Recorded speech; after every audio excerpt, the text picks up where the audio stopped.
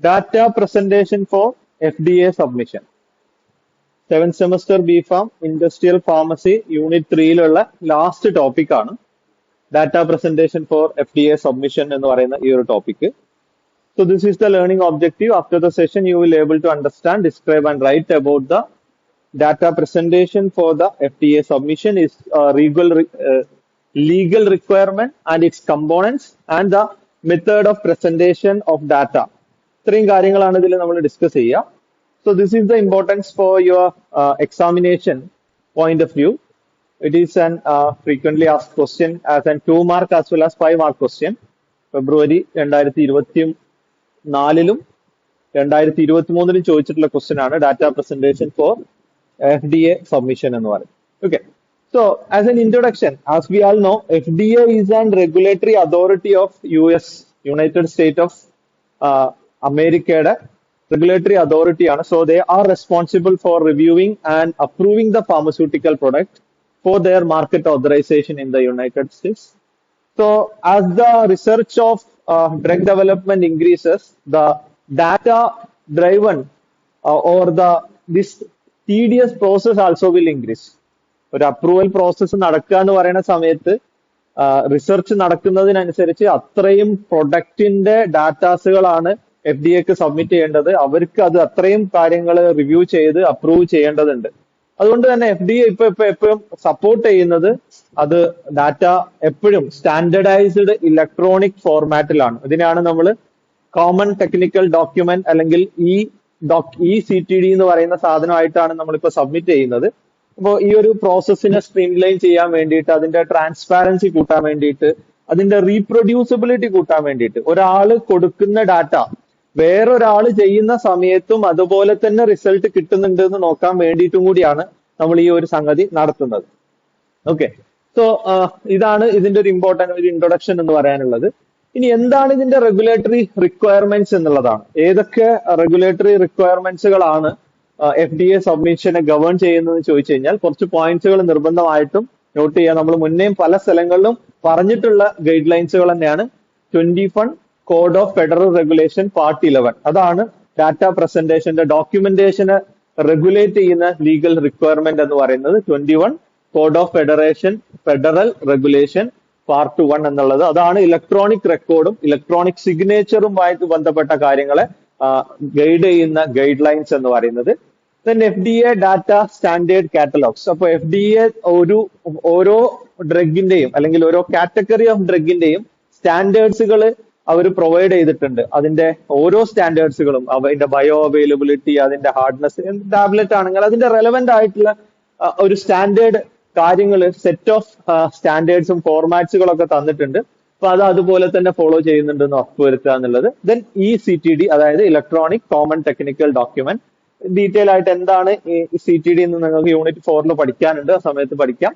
So NDA, ANDA, BLA ഈ പറയുന്ന സാധനങ്ങളൊക്കെ ന്യൂ ഡ്രഗ് അപ്ലിക്കേഷൻ, അതുപോലെ തന്നെ abbreviated new drug application, biological licence application, ഈ പറയുന്ന സാധനങ്ങളൊക്കെ ഫയൽ ചെയ്യണമെന്നുണ്ടെങ്കിൽ നിർബന്ധമായിട്ടും ഈ ഇലക്ട്രോണിക് കോമൺ ടെക്നിക്കൽ ഡോക്യുമെന്റ് പ്രകാരം പറഞ്ഞിട്ടുള്ള രീതിയിലായിരിക്കണം നമ്മൾ അത് സബ്മിറ്റ് ചെയ്യേണ്ടത്. Then FDA study data technical confers guide, so which will outline the requirement for the format and structure of the data sets. So എല്ലാ സാധനങ്ങളും ഷോർട്ട് ആയിട്ട് പറയുകയാണെന്നുണ്ടെങ്കിൽ FDA-യുടെ സബ്മിഷന് വേണ്ടിയിട്ട് ഡാറ്റ സബ്മിറ്റ് ചെയ്യേണ്ടത് നിർബന്ധമായിട്ടും ഈ CTD റിക്വയർമെന്റ് പ്രകാരമായിരിക്കണം, ഈ ഇലക്ട്രോണിക് കോമൺ ടെക്നിക്കൽ ഡോക്യുമെന്റ് പ്രകാരമായിരിക്കണം. Okay, so what is the importance of data presentation for FDA submission? So it will accelerate the regulatory review. ഇതൊരു tedious പ്രോസസ് ആണ്. നമ്മൾ NDA-യുടെ അപ്രൂവൽ പ്രോസസ് അല്ലെങ്കിൽ ഫൈനൽ സ്റ്റേജ് പഠിച്ച സമയത്ത് പറഞ്ഞു ഏകദേശം 1 ഇയർ മിനിമം ഉണ്ട് റിവ്യൂവിന്റെ പ്രോസസ്സിന് വേണ്ടിയിട്ട്. അപ്പൊ നമ്മൾ കൊടുക്കുന്ന ഡാറ്റ കറക്റ്റ് അല്ല എന്നുണ്ടെങ്കിൽ, പ്രോപ്പർ അല്ല എന്നുണ്ടെങ്കിൽ വീണ്ടും ആ ഒരു പ്രോസസ്സിന് വീണ്ടും ടൈം എടുക്കും. So in order to accelerate the regulatory review process, we have to present the data in the required format which is specified by the FDA and minimize data misinterpretation. Proper ആയിട്ട് data കൊടുത്തില്ല സമയത്ത് നമ്മൾ ഉദ്ദേശിച്ച സാധനമായിരിക്കില്ല review ചെയ്യുന്ന ആൾക്ക് കിട്ടുന്ന result എന്ന് പറയുന്നത്. നമ്മൾ ഒരു കാര്യമായിരിക്കും ഈ ഒരു ഡാറ്റ കൊണ്ട് ഒരു ഡാറ്റ പ്രസന്റ് ചെയ്യുന്ന സമയത്ത് ഉദ്ദേശിച്ചെന്നുണ്ടെങ്കിലും അവര് എടുക്കുന്ന ഈ ഒരു കൺസിഡറേഷൻ എങ്ങനെയാണെന്നുള്ളതിനനുസരിച്ച് അത് മാറാം. അപ്പോൾ അതിനുകൊണ്ട് പ്രോപ്പർ ആയിട്ട് നമ്മൾ ഡാറ്റ സബ്മിഷൻ ഇമ്പോർട്ടന്റ് ആണ്. Ensure data integrity and traceability. നമ്മൾ കൊടുക്കുന്ന എല്ലാ ഡാറ്റകൾക്കും ഒതന്റിക് ആണ്, അത് ട്രേസ് ചെയ്യാൻ പറ്റുന്നതാണ്. നമ്മൾ ഒരു ഡാറ്റ കൊടുക്കുന്ന സമയത്ത് ആ ഡാറ്റ കിട്ടിയതിന്റെ ബാക്ക് ഡാറ്റയും കൂടി നമ്മൾ കൊടുക്കണം. അതിനാണ് റോ ഡാറ്റ എന്നൊക്കെ നമ്മൾ പറയാം. നമ്മൾ എക്സ്പെരിമെന്റ് ചെയ്യുന്ന സമയത്ത് നമ്മൾ പലപ്പോഴും പ്രസന്റ് ചെയ്യുന്ന ഡാറ്റ ചിലപ്പോൾ ഗ്രാഫിക്കൽ ആയിരിക്കാം, അല്ലെങ്കിൽ ടാബുലാർ ആയിരിക്കാം. ഈ ടാബുലാർ ഡാറ്റ ഉണ്ടാക്കണം എന്നുണ്ടെങ്കിൽ ഇൻഡിവിജ്വൽ ഓരോ സാധനത്തിന്റെയും ഇവാലുവേഷൻ ആണ് നമ്മൾ ടാബുലാർ കോളത്തിലാക്കുന്നത്. അപ്പൊ അതിന്റെ ട്രേസബിലിറ്റി എൻഷുർ ചെയ്യാൻ വേണ്ടിയിട്ടും ഇന്റഗ്രിറ്റി എൻഷുർ ചെയ്യാൻ വേണ്ടിയിട്ടുമാണ് നമ്മൾ ചെയ്യുന്നത്. Then facilitate automation in data analysis. Modern ആയിട്ടുള്ള പല സോഫ്റ്റ്വെയർസുകൾ നമുക്ക് അവൈലബിൾ ആണ് ഡാറ്റ അനാലിസിസിന് വേണ്ടിയിട്ട്, സ്റ്റാറ്റിസ്റ്റിക്കൽ ഡാറ്റ അനാലിസിസിനൊക്കെ വേണ്ടിയിട്ട്. And support global harmonisation and interoperability. പലപ്പോഴും ICH ഗൈഡ് ലൈൻസ് ഫോളോ ചെയ്യണമെന്നുണ്ടെങ്കിൽ നമ്മൾ ഇതുപോലത്തെ കോമൺ ആയിട്ട് യൂസ് ചെയ്യുന്ന സോഫ്റ്റ്വെയർ, കോമൺ ആയിട്ട് യൂസ് ചെയ്യുന്ന ഫോർമാറ്റ് യൂസ് ചെയ്ത് ഡാറ്റ പ്രസന്റ് ചെയ്യുന്ന സമയത്ത് മാത്രമേ പല രാജ്യങ്ങളിൽ അറ്റ് എ ടൈം നമുക്ക് ഒരു റെഗുലേറ്ററി റിക്വയർമെന്റ് ഓവർകം ചെയ്യണമെന്നുണ്ടെങ്കിൽ, പല രാജ്യങ്ങളിൽ NDA അപ്രൂവൽ കിട്ടണമെന്നുണ്ടെങ്കിൽ ICH ഗൈഡ് ലൈൻ പ്രകാരമുള്ള ഗൈഡ് ലൈൻസുകൾ ഫോളോ ചെയ്യേണ്ടതുണ്ട്. Okay, Now coming to the components of data presentation. നിർബന്ധമായിട്ടും ഡാറ്റ പ്രസന്റ് ചെയ്യുന്ന സമയത്ത് ഉണ്ടാവേണ്ട കമ്പോണൻസുകൾ എന്തൊക്കെയാണ്? First one, of course, the common technical document, electronic common technical document. Electronic എന്ന് പറയുന്നത് ഓൺലൈൻ ആയിട്ട് അപ്ലൈ ചെയ്യാൻ പറ്റുന്നതുകൊണ്ടാണ് ഇലക്ട്രോണിക് എന്ന് പറയുന്നത്. ഇതിന്റെ ഹാർഡ് ഫോമിലുള്ള കോപ്പി അവൈലബിൾ ആണ്, പക്ഷെ FDA ഈസ് ഓൾവേസ് പ്രിഫറിങ് ഈ CTD ഫോം. ഓക്കെ, ഇലക്ട്രോണിക് ആയിട്ടുള്ള കോമൺ ടെക്നിക്കൽ ഡോക്യുമെന്റ് ആണ്. ഇപ്പോൾ കോമൺ ടെക്നിക്കൽ ഡോക്യുമെന്റ് സെപ്പറേറ്റ് ആയിട്ട് യൂണിറ്റ് ആയിട്ട് അല്ലെങ്കിൽ ഒരു ടോപ്പിക് ആയിട്ട് പഠിക്കാനുണ്ട്. അതിൽ ഇൻ ഡീറ്റെയിൽ ആയിട്ട് ഈ പറയുന്ന മൊഡ്യൂളുകൾ ഡിസ്കസ് ചെയ്യും. 5 മൊഡ്യൂളുകളാണ് ഈ CTD യിൽ ഉണ്ടാവുക. Module 1 regional information specific to FDA. അപ്പോൾ ആരാണോ സ്പോൺസർ അവരുടെ റീജിയണൽ ആയിട്ടുള്ള ഡാറ്റ, അവരുടെ ഓൾറെഡി അപ്രൂവ് ചെയ്തിട്ടുള്ള പ്രൊഡക്റ്റുകൾ, സെയിം പ്രൊഡക്റ്റിന്റെ വേറെ രാജ്യങ്ങളിൽ അപ്രൂവ് ചെയ്തിട്ടുള്ള ഡീറ്റെയിൽസ്, അങ്ങനെയുള്ള പല ഡാറ്റാസുകളും കൊടുക്കേണ്ടതുണ്ട്. ദെൻ മൊഡ്യൂൾ 2 3, 4, 5 മൊഡ്യൂളിൽ പറയാൻ പോകുന്ന കാര്യത്തിന്റെ സമ്മറിയാണ് മൊഡ്യൂൾ 2 കൊടുക്കുന്നത്. ക്രിസ്പി ആയിട്ടുള്ള ഇമ്പോർട്ടന്റ് ആയിട്ടുള്ള കാര്യങ്ങൾ മാത്രം പറഞ്ഞിട്ടുള്ള കാര്യം, അതിലെന്താണ് ആ ഒരു ഡോക്യുമെന്റ് ഉദ്ദേശിക്കുന്നതിന്റെ ഒരു സമ്മറിയാണ് മൊഡ്യൂൾ 2 എക്സ്പ്ലെയിൻ ചെയ്യുന്നത്. Module 3 quality and CMC, chemistry, manufacturing and control ഇൻഫർമേഷൻസുകൾ കൊടുക്കും. Then module 4 non clinical study report, pre clinical study എന്ന് പറയും, അനിമൽ സ്റ്റഡീസിന്റെ ഡാറ്റ ആണ് ഇതിൽ കൊടുക്കുന്നുണ്ടാവുക. Module 5 clinical study report and data sets. ഇത്രയും കാര്യങ്ങളാണ് ഇലക്ട്രോണിക് കോമൺ ടെക്നിക്കൽ ഡോക്യുമെന്റിൽ ഡിസ്കസ് ചെയ്യാനുള്ളത്. ഇനി രണ്ടാമത്തെ ഇമ്പോർട്ടന്റ് ആയിട്ടുള്ള കമ്പോണന്റ് എന്ന് പറയുന്നത്, ഒരു സ്പെസിഫിക് ഫോർമാറ്റിൽ നമ്മൾ ഈ ഡാറ്റ പ്രസന്റ് ചെയ്തു. ഇനി അതിന്റെ ബാക്ക് ചെയ്യാനുള്ള കുറെ ഡാറ്റാസ് നമ്മൾ കൊടുക്കേണ്ടതുണ്ട്. സ്റ്റഡി ഡാറ്റ സ്റ്റാൻഡേർഡ്സ് എന്ന് പറയും. അപ്പോൾ എപ്പോഴും സ്റ്റാൻഡേർഡൈസ്ഡ് ആയിട്ടുള്ള ഡാറ്റ സെറ്റുകളാണ് നമ്മൾ സബ്മിറ്റ് ചെയ്യേണ്ടത്. ഇപ്പോൾ ആദ്യത്തെ സാധനം എന്ന് പറയുന്നത് CDISC എന്ന് പറയുന്ന സാധനമാണ്. അതായത് clinical data interchange standard consortium standards എന്ന് പറയും. അതിൽ ഡിഫറെന്റ് ആയിട്ടുള്ള സോഫ്റ്റ്വെയർസുകൾ അല്ലെങ്കിൽ മോഡൽസുകൾ നമുക്ക് യൂസ് ചെയ്യാൻ പറ്റും. SDTM അല്ലെങ്കിൽ study data tabulation module model, ADAM analysis data model, and SEND standard of exchange of non clinical data four non clinical data. അപ്പോൾ ഓരോന്നിനും സ്പെസിഫിക് ആയിട്ടുള്ള ക്ലിനിക്കൽ ട്രയലിൽ റോ ഡാറ്റ കൊടുക്കാനുള്ള മോഡൽ ഉണ്ട്. അതുപോലെ സ്റ്റാറ്റിസ്റ്റിക്കൽ അനാലിസിസ് നടത്തുന്ന സമയത്ത് അതിന്റെ ഡാറ്റ കൊടുക്കാനുള്ള മോഡൽ ഉണ്ട്. അതുപോലെ നോൺ ക്ലിനിക്കൽ ഡാറ്റ കൊടുക്കുന്ന സമയത്ത് കൊടുക്കാനുള്ള ഡാറ്റ.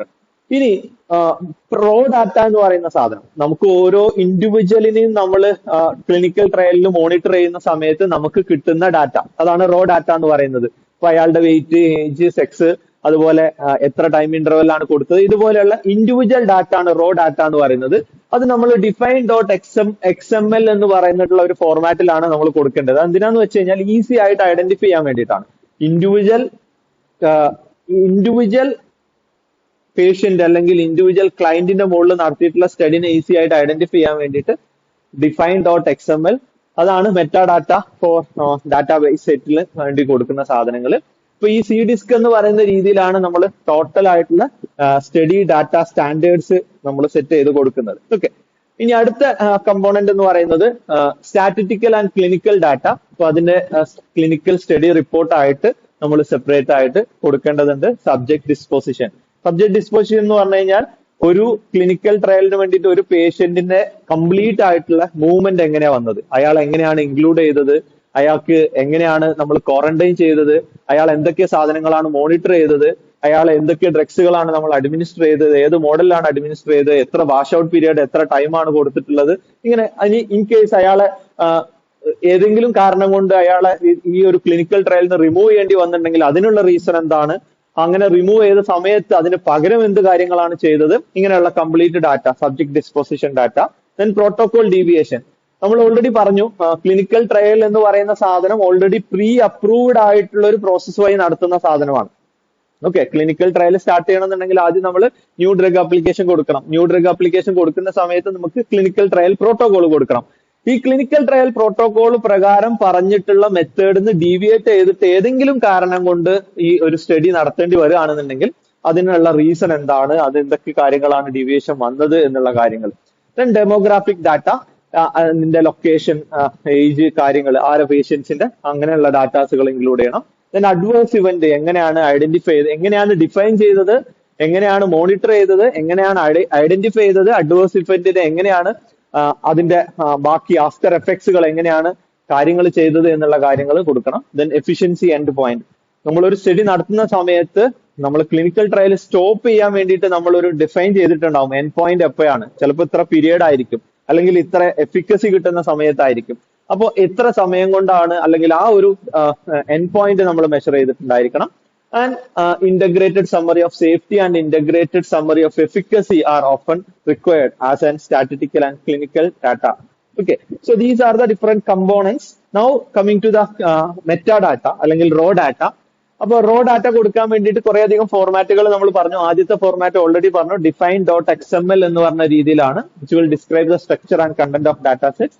ദെൻ അനോട്ടഡ് CRF അല്ലെങ്കിൽ case report form, which will link variables in the data set to question in the case report form, and reviewers guideline, which will assist the FDA reviewer to navigate to the data sets. അപ്പോൾ പലപ്പോഴും ഈ പറയുന്ന ഡാറ്റാസുകളൊക്കെ കൊടുക്കുന്ന സമയത്ത് നമ്മൾ hyper ലിങ്ക്സുകളൊക്കെ use ചെയ്തിട്ട് link ചെയ്തിട്ടാണ് കൊടുക്കുക. അവർക്ക് എന്തെങ്കിലും കാരണം കൊണ്ട് മെറ്റാ ഡാറ്റയിലോട്ട് പോകണമെന്നുണ്ടെങ്കിൽ ഓരോ സ്പെസിഫിക് ഡാറ്റയിൽ ആ സാധനത്തിൽ ആ വേർഡിൽ ക്ലിക്ക് ചെയ്യുന്ന സമയത്ത് അവർക്ക് വേണ്ട ഈ ഡിഫൈൻ ഡോട്ട് XML ഏത് ഡാറ്റയിലോട്ടാണോ പോകേണ്ടത് ആ രീതിയിലുള്ള ഒരു പ്രസന്റേഷൻ ആയിരിക്കണം നമ്മൾ കൊടുക്കേണ്ടത്. ഓക്കെ, ഇനി tools. What are the different tools used for data presentation? These are the commonly used tool, which first one is SAS, mainly used for statistical analysis and data formatting. Second one is Pinnacle 21, which is a validated CDISC data set for SDDM as well as ADM. നമ്മൾ നേരത്തെ പറഞ്ഞു എന്താണ് SDDM എന്നൊക്കെ പറയുന്നത്. Data സെറ്റിനെ present ചെയ്യാനുള്ള different മോഡൽസുകളാണ്. Clinical data interchange standard consortium എന്നുള്ളതാണ് CDISCന്റെ full form, which is a global non-profit organization that develop and support data standard for medical research as well as healthcare. Then JANUS, which is an FDA internal data warehouse for managing and reviewing clinical data. Then Open CDISC Validator, which is now integrated into Pinnacle 21 community for validating submission of data sets. So these are the different tools and software which is used for the data presentation. Now, what are the different best practices in data presentation? So നമ്മൾ ലോജിക്കലായിട്ട് ചിന്തിച്ചാൽ മതി, ഏത് സാധനമാണോ കൊടുക്കുന്നത് അതിന്റെ complete complaints ഉണ്ടാവണം എന്നുള്ളതാണ്. എന്താണോ FDA requirement അത് കംപ്ലീറ്റ് ആയിട്ടുള്ള ഡാറ്റ കൊടുക്കുന്ന രീതിയിലായിരിക്കണം കൊടുക്കേണ്ടത്. Clinical data interchangeable standard CDISC ഫോർമാറ്റിൽ അല്ലെങ്കിൽ ECTD format FDA technical guidelines പ്രകാരമായിരിക്കണം. And we should maintain the clear documentation and audit trail. And we have to perform pre-submission validation using tool Pinnacle 21 and submit the clean and complete data set with appropriate metadata and include narrative summaries as well as table or figures to contextualize the findings and avoid the redundancy as well as inconsistency across the modules. Now, what are the common pitfalls or errors while submitting the data for FDA submission? Submission of non-standard data sets. ഇപ്പൊ നമ്മൾ കുറേയധികം data സെറ്റ്സിന്റെ പേരുകൾ പറഞ്ഞിട്ടുണ്ടായിരുന്നു. ആ data set അല്ലാത്ത രീതിയിൽ raw ആയിട്ട് data കൊടുക്കുക എന്നുള്ളത്, incomplete or incorrect define XML files, missing or inconsistent subjective identifiers, improper linkage between the case report form as well as data sets, and lack of documentation for data transformation. So these are the common pitfalls as well as errors. So ഇത്രയാണ് common ആയിട്ട് നമ്മളൊരു regulatory അല്ലെങ്കിൽ data submission for FDA approval എന്നൊക്കെ ചോദിക്കുന്ന സമയത്ത് നമ്മൾ എഴുതേണ്ടത്. ഇനി ബാക്കി പറയാൻ പോകുന്ന കാര്യങ്ങളൊക്കെ കോമൺ ആയിട്ടുള്ള കുറച്ച് ജനറൽ ആയിട്ടുള്ള കാര്യങ്ങളാണ്. ഇതൊന്നും നോട്ട് മാൻഡേറ്ററി. പറ്റുമെങ്കിൽ FDAയുമായിട്ട് ഒരു പ്രീ സബ്മിഷൻ മീറ്റിംഗ് ഒക്കെ നടത്താൻ അവര് പെർമിറ്റ് ചെയ്തിട്ടുണ്ടെങ്കിൽ നമുക്ക് കുറെ അധികം എറേഴ്സുകളൊക്കെ ഒഴിവാക്കാം. Expectation, identify the data gap, ഇതൊക്കെ നമുക്ക് ഐഡന്റിഫൈ ചെയ്യാനും അത് ഒഴിവാക്കാനൊക്കെ പറ്റും. പക്ഷെ it's not always possible. And global harmonisation, data presentation FDAക്ക് വേണ്ടിയിട്ടാണ് നമ്മൾ ഇത് പ്രസന്റ് ചെയ്യുന്നത്. പക്ഷെ FDA എന്ന് പറഞ്ഞാൽ USA മാത്രമായിട്ടുള്ള റെഗുലേറ്ററി അതോറിറ്റിയാണ്. ഇപ്പൊ വേറൊരു കൺട്രിയിലോട്ടും ഈ അതേ ഡാറ്റ നമുക്ക് എക്സ്ട്രാപ്പുലേറ്റ് ചെയ്യണമെന്നുണ്ടെങ്കിലോ അല്ലെങ്കിൽ സബ്മിറ്റ് ചെയ്യണമെന്നുണ്ടെങ്കിലോ നമ്മൾ ICH ഗൈഡ് ലൈൻസുകൾ ഫോളോ ചെയ്യേണ്ടതുണ്ട്. So these are the different ICH guidelines which will describe the methods of data presentation for FDA approval. ICA M2 Electronic Standard for Transfer of Regulatory Information, M4 Organization of Common Technical Document, and E3 Structure of Clinical Study Report. These are the different ICH guidelines which will describe the data presentation requirements. ഇനി എങ്ങനെ present ചെയ്യണം എന്നുള്ള കാര്യങ്ങൾ നിങ്ങൾ text book ഞാൻ already നിങ്ങൾക്ക് present ചെയ്തിട്ടുണ്ട്. നിങ്ങൾക്ക് തന്നിട്ടുണ്ടെന്നാണ് എന്റെ ഓർമ്മ, ഗൂഗിൾ ഡ്രൈവ് അല്ലെങ്കിൽ ഗൂഗിൾ ക്ലാസ് റൂം വഴി. അപ്പൊ അതിലുള്ള ടെക്സ്റ്റ് ബുക്കിലുള്ള ഡാറ്റയാണ്. കണ്ടന്റ് എങ്ങനെയായിരിക്കണം, അതിൽ കംപ്ലീറ്റ് ആയിട്ടുള്ള ഡാറ്റ നമുക്ക് ടെക്സ്റ്റ് ആയിട്ട് കൊടുക്കാൻ പറ്റില്ല. കീ ആയിട്ടുള്ള ഡാറ്റ മാത്രമേ പ്രസന്റ് ചെയ്യാൻ പറ്റുള്ളൂ. അതാണ് കണ്ടന്റിന്റെ കാര്യത്തിൽ. ടെക്സ്റ്റ് നമ്മൾ ഒരു സാധനം ടൈപ്പ് ചെയ്ത് വെക്കുന്ന സമയത്ത് നമുക്ക് ഉള്ള ഡാറ്റ മൊത്തം ടൈപ്പ് ചെയ്ത് വേർഡ്സിലുള്ള രൂപത്തിലാക്കാൻ പറ്റില്ല. കാരണം അത്രത്തോളം നമ്പർ ഓഫ് പേജസുകൾ അതിന് ആവശ്യമാണ്. ഇതൊന്നും വായിക്കാൻ പലപ്പോഴും റിവ്യൂ ചെയ്യാൻ പോലും FDAക്ക് സമയം ഉണ്ടാവില്ല. അപ്പോൾ പ്രോപ്പർ ആയിട്ടുള്ള ഡാറ്റ മാത്രമേ കൊടുക്കാൻ പാടുള്ളൂ. സ്പെസിഫിക് ആയിട്ടുള്ള ഡാറ്റ ഏതിന്റെ ബേസിലാണോ ഒരു തിസീസ് ഫോം ചെയ്യുന്നത് അല്ലെങ്കിൽ നമ്മളൊരു പ്രത്യേക പോയിന്റ് നമ്മൾ ക്ലെയിം ചെയ്യാൻ പോകുന്നത് അതിനെ ബേസ് ചെയ്തിട്ടുമായിരിക്കണം അത് കൊടുക്കേണ്ടത്. ലെസ് ഇമ്പോർട്ടന്റ് ഡാറ്റ എപ്പോഴും നമ്മൾ സമ്മറൈസ് ചെയ്തിട്ടുണ്ടായിരിക്കണം. എല്ലാ ഡാറ്റയും നമ്മൾ ഇവാലുവേറ്റ് ചെയ്തിട്ടുണ്ടായിരിക്കണം, സബ്മിറ്റ് ചെയ്യാൻ പറ്റുന്നതാണോ എന്നുള്ളത്. ഇനി അതിന്റെ ഏത് ടോണിലാണ് നമ്മൾ ഡാറ്റ പ്രസന്റ് ചെയ്യേണ്ടത്? എപ്പോഴും ഫോർമൽ ആയിട്ടുള്ള ടോണിലാണ്. എന്നാൽ ഭയങ്കരമായിട്ടുള്ള ഫോർമൽ ആവാനും പാടില്ല. വായിക്കുന്ന സമയത്ത് ഫോർമൽ ആയിട്ട് ഫീൽ ചെയ്യണം, എന്നാൽ ഭയങ്കരമായിട്ട് ലീഗൽ ആയിട്ടുള്ള ടേംസിലൊന്നും നമ്മൾ യൂസ് ചെയ്യാൻ പാടില്ല. അതുപോലെ തന്നെ കൊളോക്കിയൽ, ഇൻഫോർമൽ ആയിട്ടുള്ള ലാംഗ്വേജസുകളൊന്നും നമ്മൾ ഡാറ്റ പ്രസന്റേഷന് വേണ്ടിയിട്ട് യൂസ് ചെയ്യാൻ പാടില്ല. ഡാറ്റ പ്രസന്റ് ചെയ്യുന്ന സമയത്ത് കൺസൈസ് ആയിരിക്കണം. എത്രത്തോളം ഷോർട്ട് ആക്കാൻ പറ്റുമോ അത്രത്തോളം ഷോർട്ട് ആക്കിയിട്ടാണ് പ്രസന്റ് ചെയ്തത്. കഴിയുന്നതും അബ്രിവേഷൻ, അക്രോണിംസുകളൊക്കെ നമുക്ക് യൂസ് ചെയ്യണം. റിപ്പീറ്റ് ചെയ്ത് വരുന്ന വേർഡ്സുകൾ നമ്മൾ അത് അവോയ്ഡ് ചെയ്യണം. അതിനെ എലിമിനേറ്റ് ചെയ്യാനുള്ള കാര്യങ്ങൾ നമ്മൾ ചെയ്തിട്ടുണ്ടായിരിക്കണം. ദെൻ നമ്മളൊരു ഡാറ്റ പ്രസന്റ് ചെയ്യുന്ന സമയത്ത് അതിന്റെ കറക്റ്റ്നെസ് നമ്മൾ എപ്പോഴും വാലിഡ് ചെയ്തിട്ടുണ്ടായിരിക്കണം. പ്രത്യേകിച്ച് ടാബുലർ ഡാറ്റയുമായിട്ട് നമ്മൾ ടെക്സ്റ്റ് ഡാറ്റ, വെറുതെ ഒരു ടെക്സ്റ്റ് ഫയലും അതിന്റെ കൂടെ ടാബുലർ ആയിട്ടുള്ള ഒരു ടാബിളും നമ്മൾ പ്രസന്റ് ചെയ്യുന്ന സമയത്ത് ഇത് തമ്മിലുള്ള കറക്റ്റ്നെസ് എപ്പോഴും നമ്മൾ അഗ്രി ചെയ്തിട്ടുണ്ടായിരിക്കണം. ഇൻ കേസ് അത് അഗ്രി ചെയ്യുന്നില്ല എന്നുണ്ടെങ്കിൽ അതിന്റെ കാര്യങ്ങൾ കുറച്ച് നമ്മൾ അത് റിപ്പോർട്ട് ചെയ്തിട്ടുണ്ടായിരിക്കണം. സാധാരണഗതിയിൽ റിവ്യൂവേഴ്സിന് കുറെ അധികം ടൈം സ്പെൻഡ് ചെയ്യേണ്ടി വരും എന്നുള്ളത് കൊണ്ടാണ്. ദെൻ കൺസിസ്റ്റൻസി, നമ്മളൊരു ടെക്സ്റ്റ് ടൈപ്പ് ചെയ്യുന്ന സമയത്ത് നമ്മളൊരു കൺസിസ്റ്റൻസി ഫോളോ ചെയ്യണം. എവിടെ പങ്ക്ച്വേഷൻ ഇടണം, എവിടെ ക്യാപിറ്റലൈസ് ചെയ്യണം, എവിടെ അബ്രിവേഷൻ കൊടുക്കണം, ചെയ്യുന്നതെല്ലാം യൂണിഫോം ആയിട്ട് കൺസിസ്റ്റന്റ് ആയിട്ട് ചെയ്തിട്ടുണ്ടായിരിക്കണം. അബ്രിവേഷൻ യൂസ് ചെയ്യുന്നുണ്ടെങ്കിൽ എല്ലാ സ്ഥലത്തും അബ്രിവേഷൻ യൂസ് ചെയ്യണം. ഫസ്റ്റ് ലെറ്റർ മാത്രം ക്യാപിറ്റലൈസ് ചെയ്യുന്ന പരിപാടിയാണെങ്കിൽ ആ സ്പെസിഫിക് വേർഡ് എല്ലാ സ്ഥലത്തും ക്യാപിറ്റലൈസ് ചെയ്തുകൊണ്ടിരിക്കണം. അങ്ങനെയുള്ള കാര്യങ്ങൾ കൺസിസ്റ്റന്റ് ആയിട്ട് ചെയ്തുകൊണ്ടിരിക്കുക എന്നുള്ളതാണ്. ദെൻ ക്ലാരിറ്റി, ഒരു സെന്റൻസ് പ്രസന്റ് ചെയ്യുന്ന സമയത്ത് സബ്ജക്റ്റ് ആ ഒരു സെന്റൻസിന്റെ മീനിങ് കിട്ടുന്ന രീതിയിലുള്ള നെസസറി ആയിട്ടുള്ള പങ്ക്ച്വേഷൻസുകൾ, സെന്റൻസ് സ്ട്രക്ചേഴ്സുകൾ, അതിന്റെ ലെങ്ത്തുകൾ, മിസ്പ്ലേസ്ഡ് ആയിട്ടുള്ള മോഡിഫയേഴ്സുകൾ, പാരലിസം, ഒരേ സാധനം രണ്ട് സെന്റൻസിലൊക്കെ പ്രസന്റ് ചെയ്യുന്ന സമയത്ത് കോൺട്രാഡിക്ടറി ആയിട്ട് പ്രസന്റ് ചെയ്യാതിരിക്കാൻ ശ്രമിക്കുക എന്നുള്ള ഇതെല്ലാം ടെക്സ്റ്റ് എക്സ്പോസിഷന്റെ കാര്യത്തിൽ പറയുന്ന കാര്യങ്ങളാണ്. ദെൻ എപ്പോഴും പ്രസന്റ് ചെയ്യുന്ന സമയത്ത് ഔട്ട്ലൈൻ കൊടുക്കുക എന്നുള്ളത്. ഔട്ട്ലൈൻ കൊടുക്കുക എന്ന് പറഞ്ഞു കഴിഞ്ഞാൽ നമ്മളൊക്കെ ടെക്സ്റ്റ് ബുക്കിൽ കാണുന്നതാണ്. ചിലപ്പോൾ റോമൻ ലെറ്റർ വന്നിട്ടുണ്ടായിരിക്കും, അല്ലെങ്കിൽ സാധാരണ വന്നിട്ടുണ്ടായിരുന്നു. Then 1.A 1.B എന്നിട്ടുണ്ടാവും. അതിൽ പിന്നെയും സബ് പോയിന്റ് വരുന്ന സമയത്ത് 1.A.1 എന്നുള്ള രീതിയിൽ ഔട്ട്ലൈൻ ചെയ്തിട്ടുണ്ടായിരിക്കും. ഇത് എന്തിനാന്ന് വെച്ച് കഴിഞ്ഞാൽ നമ്മൾ ഫസ്റ്റ് പേജിൽ ഇൻട്രൊഡക്ഷൻ അല്ലെങ്കിൽ ടേബിൾ ഓഫ് കണ്ടന്റ് ഒക്കെ ആഡ് ചെയ്യുന്ന സമയത്ത് ഈ ഔട്ട്ലൈൻ വെച്ചിട്ടായിരിക്കും ടേബിൾ ഓഫ് കണ്ടന്റ് ആഡ് ചെയ്തിട്ടുണ്ടാവുക. അപ്പൊ സ്പെസിഫിക് ആയിട്ട് ഈ ഒരു പോയിന്റിലോട്ട് പോകണമെന്നുണ്ടെങ്കിൽ ഇന്ന ഹെഡിങ്ങിന്റെ കീഴിൽ ഇന്ന സബ് ഹെഡിങ്ങിന്റെ കീഴിലുള്ള ഈ ഒരു പോയിന്റ് ആണ് എക്സ്പ്ലെയിൻ ചെയ്യുന്നതെന്ന് മനസ്സിലാവാൻ വേണ്ടിയിട്ടാണ്. ഓക്കെ, ദെൻ ഇൻഡന്റിങ് നമ്മളെപ്പോഴും ടെക്സ്റ്റിനെ അറേഞ്ച് ചെയ്യുന്ന സമയത്ത് നമ്മൾ അതിനെ ഫ്ലഷ് ഫിറ്റ് ആയിട്ടാണ് അറേഞ്ച് ചെയ്യുക. നിങ്ങൾക്കൊക്കെ ടെക്സ്റ്റ് പ്രസന്റ് ചെയ്യുന്ന കാര്യത്തിൽ അറിയാന്ന് വിചാരിക്കുന്നു.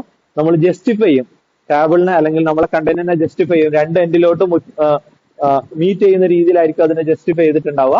അങ്ങനെ ജസ്റ്റിഫൈ ചെയ്യുന്ന സമയത്ത് പല സാധനങ്ങളും ചിലത് ഒരു ചെറിയ ഗ്യാപ്പ് ഇട്ട് ലെഫ്റ്റ് സൈഡിൽ നിന്ന് ഒരു 1 ഇഞ്ച് ഗ്യാപ്പ് ഇട്ടിട്ടൊക്കെ ആയിരിക്കും പ്രസന്റ് ചെയ്യേണ്ടത്. അപ്പൊ അങ്ങനെയുള്ള സാധനങ്ങൾ അങ്ങനെ പ്രസന്റ് ചെയ്യണം.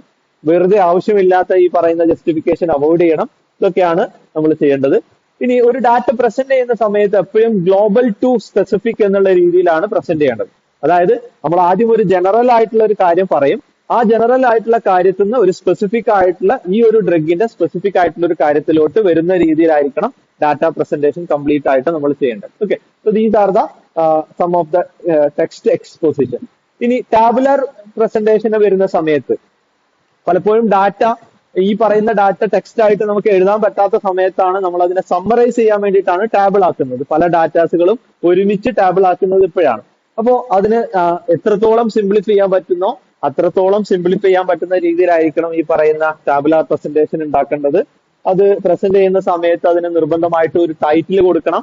ആ ഡാറ്റ സോഴ്സ് എവിടുന്നാണ് നമ്മൾ എടുത്തിട്ടുള്ളത്, നമ്മുടെ സ്വന്തം ഡാറ്റ ആണെങ്കിൽ അത് നമ്മൾ അതിന് സൈറ്റ് ചെയ്തിട്ടുണ്ടായിരിക്കണം. അതെല്ലാം ഓൾറെഡി അവൈലബിൾ ആയിട്ടുള്ള ഡൊമൈനിൽ എടുക്കുന്ന ഡാറ്റ ആണെങ്കിൽ അതിനെ നിർബന്ധമായിട്ടും നമ്മൾ സൈറ്റ് ചെയ്തിട്ടായിരിക്കണം. അതിന് കറസ്പോണ്ടിങ് ആയിട്ടുള്ള റെഫറൻസ് കൊടുത്തിട്ടുണ്ടായിരിക്കണം. ദെൻ ഫുട് നോട്ട്സ് കൊടുത്തിട്ടുണ്ടായിരിക്കണം. പലപ്പോഴും ടാബിളിൽ നമ്മൾ യൂസ് ചെയ്യുന്ന പല യൂണിറ്റ്സുകൾ, പല ഷോർട്ട് ഫോംസുകളൊക്കെ നമുക്ക് മനസ്സിലാവാൻ വേണ്ടിയിട്ട് അതിന്റെ ഫുട് നോട്ട് ആയിട്ട് നമ്മൾ ഇന്ന അബ്രിവേഷന്റെ എക്സ്പാൻഷൻ ഇതാണ് എന്നുള്ള രീതിയിൽ നമ്മൾ ഫുട് നോട്ട് കൊടുത്തിട്ടുണ്ടായിരിക്കണം. ദെൻ ഓറിയന്റേഷൻ, നമ്മളൊരു ടാബുലാർ കോളം ഒക്കെ നമ്മൾ ഒരു ടെക്സ്റ്റിന്റെ ഇടയിൽ പ്ലേസ് ചെയ്യുന്ന സമയത്ത് എപ്പോഴും നമ്മൾ അത് പോർട്രേറ്റ് രൂപത്തിൽ ആണ് സാധാരണഗതിയിൽ നമ്മൾ അത് ചെയ്യേണ്ടത്. Then order of data presentation, multiple table ഉണ്ടെന്ന് വിചാരിക്കാം. ഒരേ സാധനത്തിന്റെ ഡിഫറെന്റ് ടാബിൾസുകൾ ഉണ്ടെന്നുണ്ടെങ്കിൽ ഐഡന്റിക്കൽ ആയിട്ടുള്ള സാധനങ്ങൾ സെയിം ഓർഡറിലാണ് കൊടുക്കുന്നത്. നമുക്ക് ആൽഫബറ്റിക് ഓർഡർ അല്ലെങ്കിൽ എന്താ പറയാ നമ്മളെ ഡിക്രീസിങ് ഓർഡർ എന്ന് പറയാം. ഇമ്പോർട്ടന്റ് ആയിട്ടുള്ള സാധനം ആദ്യം കൊടുക്കുന്ന രീതിയിൽ എപ്പോഴും ഡാറ്റ പ്രസന്റ് ചെയ്യുന്ന സമയത്ത് മീനിങ്ഫുൾ ഡാറ്റ ടുഗദർ ആയിട്ടാണ് കൊടുക്കേണ്ടത്. അപ്പൊ ഇതൊക്കെ ജനറൽ ആയിട്ടുള്ള കാര്യങ്ങളാണ്. ടാബുലാർ പ്രസന്റേഷനും ടെക്സ്റ്റ് എക്സ്പോസിഷൻ എന്ന് പറയുന്നത് ജനറൽ ആയിട്ടുള്ള കാര്യങ്ങളാണ്. ക്വസ്റ്റ്യൻ ചോദിക്കുന്ന സമയത്ത് നിർബന്ധമായിട്ടും റെഗുലേറ്ററി റിക്വയർമെന്റ്സുകളാണ് നമ്മൾ എഴുതേണ്ടതെന്ന് മനസ്സിലാക്കുക. കാരണം നമ്മൾ പഠിക്കുന്ന സബ്ജക്ട് എന്ന് പറയുന്നത് ഇൻഡസ്ട്രിയൽ ഫാർമസിയിലെ റെഗുലേറ്ററി അഫെയർ എന്ന് പറയുന്ന സാധനമാണ്. അപ്പോൾ അതിന്റെ റെഗുലേറ്ററി റിക്വയർമെന്റ് ഏതൊക്കെയാണ് അതിനെ ഗൈഡ് ലൈൻ ചെയ്യുന്നത്, ഏതൊക്കെ ഗൈഡ് ലൈൻസ് പ്രകാരമാണ് ഈ ഒരു ഡാറ്റ പ്രസന്റേഷൻ എന്ന് പറയുന്ന പ്രോസസ്സിനെ ഗൈഡ് ചെയ്യുന്നത്. അപ്പൊ ആ സാധനങ്ങളാണ് നിർബന്ധമായിട്ടും ആൻസറിൽ നമ്മൾ ഇൻക്ലൂഡ് ചെയ്യേണ്ടത്. So these are the important questions and these are the some of the references for the session data presentation for FDA approval. So that's all about the data presentation for the FDA